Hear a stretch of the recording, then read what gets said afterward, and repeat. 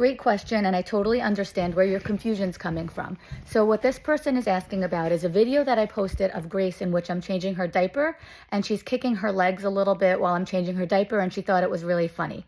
And in that video, I say I'm not going to provide her with attention right now. I'm going to wait until she stops, and then I'm going to provide her with my attention. Then I posted another video after that in which I explained that I would not ignore a learner that was having a tantrum or a meltdown for my attention, but rather to look at that as a skill deficit and teach them to do something else instead. So here's the difference between those two situations.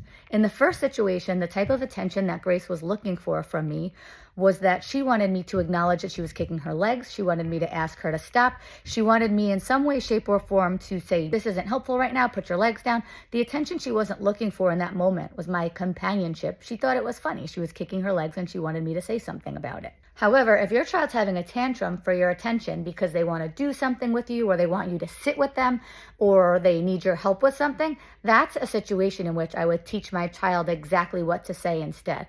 So, and I have a couple of video examples of this from much earlier in my feed.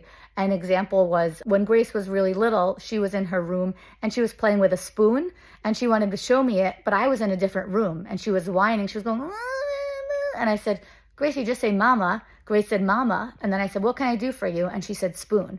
And I said, oh, okay, I see your spoon. So I was just teaching her how to appropriately request for my attention instead of whining for it. What I'm trying to say is for those behaviors that are looking to provoke you, that are looking to get under your skin and bother you, those behaviors in which your child does things that are inconsequential, but they're just dying for you to respond to that.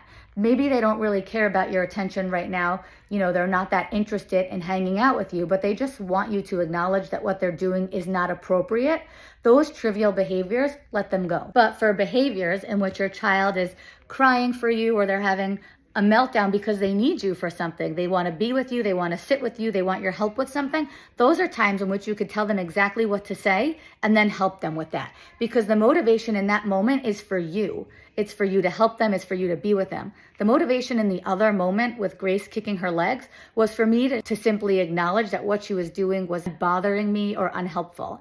And so that's why I didn't say anything in that moment. I hope that clarifies that, and please let me know if you still have questions.